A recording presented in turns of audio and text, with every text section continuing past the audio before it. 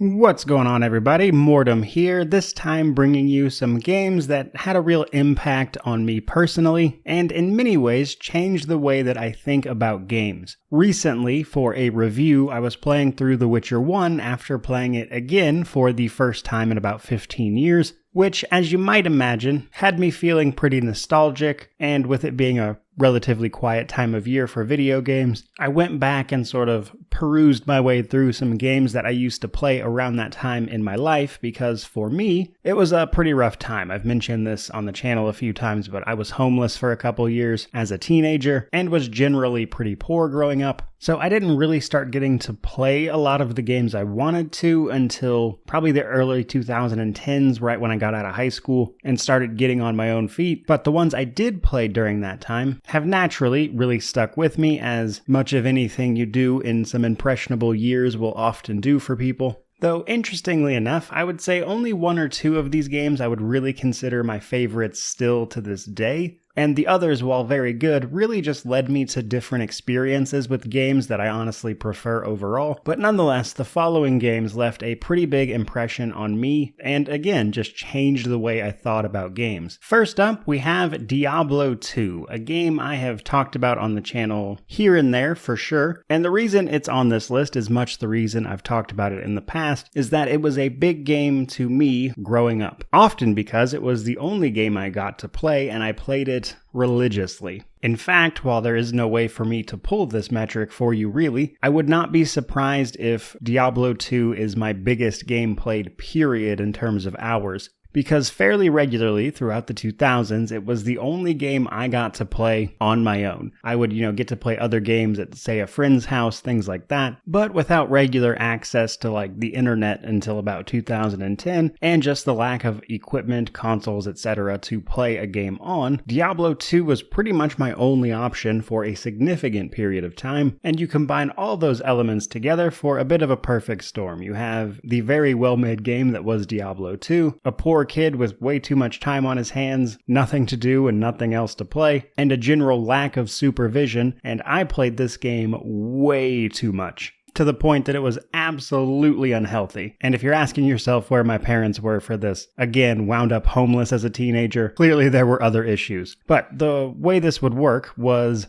I would actually pretty much be on third shift in 8th grade. Not so much literally working, but my sleep schedule. I would stay up all night playing Diablo and just being alone, so I didn't have to talk to anybody, go to school, get home from school, and just immediately go to sleep, and then wake up at 10 or 11 at night and just play video games and relax until I had to go to school. So it definitely wasn't healthy, and I certainly wouldn't recommend it. But as a bit of a side effect of that, Diablo 2 got me through some rough times as a kid and has become somewhat of a comfort game for me, along with pretty much all of the genre, actually. As I've mentioned a few times on the channel, one thing I really enjoy about ARPGs is that I tend to play them to relax, as they're, honestly pretty simple, mechanically speaking. And while some builds can be a little complicated, the actual act of playing and upgrade your gear is very mellow, has a nice cadence to it, and they are games I play when I'm a little wound up and I need to relax for a little bit. So needless to say, Diablo 2 has had quite the impact on my life, honestly, and many of those experiences obviously did as well, but that's the subject of a much different video.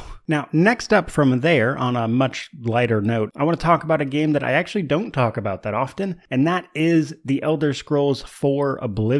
My personal favorite Elder Scrolls title, though to be honest with you, they release so infrequently that whichever one you play first tends to have a lot to do with that. And for me, this was Oblivion. I've played Skyrim to death since then, of course. I've played a bunch of Morrowind. I've even played a little bit of Daggerfall and Arena. And at some point I will likely review Morrowind on the channel whenever I get around to it, but Oblivion is honestly my favorite one. And it is actually one of the first big games I truly got to play for myself on my own, well after its release, mind you, when I was in high school in, I want to say 2009, 2010. Truth be told, my memory escapes me on this one, on exactly when it was, but it was definitely in high school. And things had started going a bit better for me. I had actually been adopted, just kind of came out of being homeless. and I had gotten this laptop, and I would make a little money doing summer jobs type thing, and I bought Oblivion. And I can honestly say it's one of the first games that I got truly immersed into. And while there's a lot of things you can say about Oblivion, especially about the way its kind of terrible character progression and enemy scaling works, nonetheless, it really captivated me. And like a lot of people, the Daedra shrines in particular, but all the side quests you could do, the way you could build your character, the way you could create a class. Now, like a true teenage edgelord, I made a custom class that I believe I called Seraphim, if my memory serves. But I really enjoyed the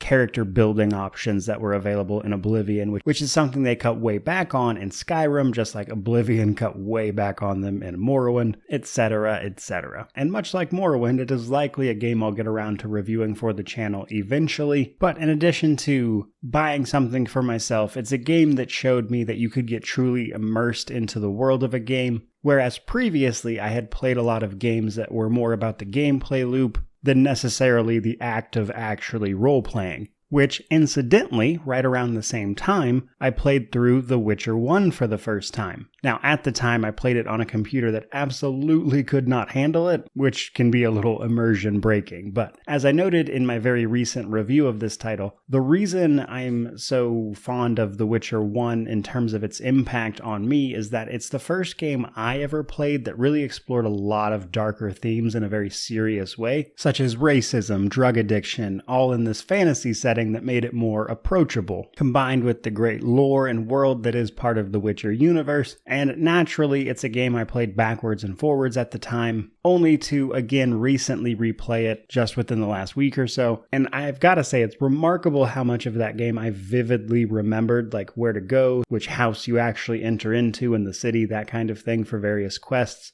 It was just really fun for me to see how much of that just came immediately back to me, despite not having played it in so long. But what makes this game truly impactful for me was simply the fact that it was the first game I played that explored themes like that, and because of that, The Witcher 1 is always something I'm going to remember very clearly, despite the janky game that it is. Then fourth on the list, we have Baldur's Gate 1. I originally got to play Baldur's Gate 1 in the early 2000s. I don't even remember how exactly old I was. It was around 10-ish. And while honestly I didn't really appreciate the game for what it was at the time, what it did do was set me on to Dungeons & Dragons and role-playing games in general, which isn't something I would really pick up until, say, high school. But what drew me in here was less about the individual pieces of the game itself, the setting, of course, but more importantly, it's one of the first games I had ever played that really dealt with a lot of, say, role-playing statistics, if you will. You know, things like the THAC0 system, chance to hit via modifiers to your THAC0 score, your AC, that kind of thing. All those various things you have to keep track of, what enemies are and aren't weak against, that kind of stuff. And while I never really finished it at the time, nor did I get to play a lot of other games like that for quite some time, that particular game, Baldur's Gate, really opened my eyes even at that younger age to the fact that I really love games that have like deep mechanical systems that I can mess around with, which is something that informed a little bit of the next entry, and that is Divinity Original Sin 2. Because I hate to say it, when Original Sin 2 came out, it was the first CRPG I had played in quite some time. While this particular channel covers mostly CRPGs these days, in a lot of ways we have Divinity Original Sin 2 to thank for that, as at that point I was actually on salary in sales, and I had a YouTube channel, but it was mostly just like hobby stuff, things I wanted to talk about, that kind of thing. Video games, of course, but not nearly what it is today. And when Original Sin 2 came out, I picked it up, started playing it, and it honestly reminded me that I had not played a CRPG in forever,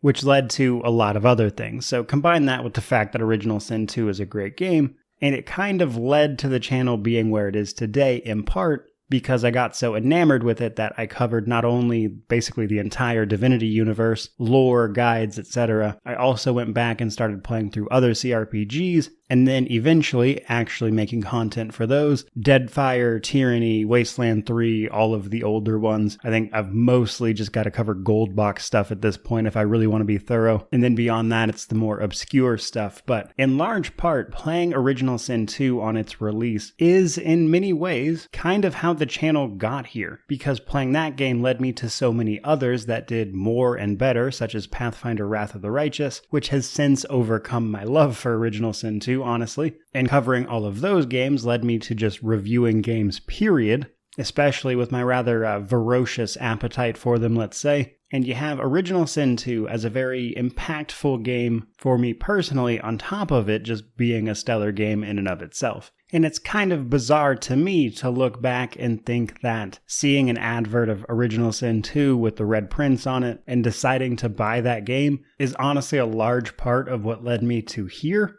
is kind of wild, because now I'm playing video games for a living, which is beyond belief, as it's allowed me to catch up on all these amazing titles that I never got to play upon their release. So, needless to say, video games in general have been very impactful on my life, but probably none more so than the ones I mentioned here. So, with all of that said, I certainly hope you enjoyed the video, and I would be happy to hear about the games that impacted you, so don't forget to like, comment, subscribe, all that YouTube jazz. But regardless of any of that, truly, thank you so much for watching. I really do appreciate it, more than I could ever really express, so thank you. May you wander in wisdom and have an amazing day.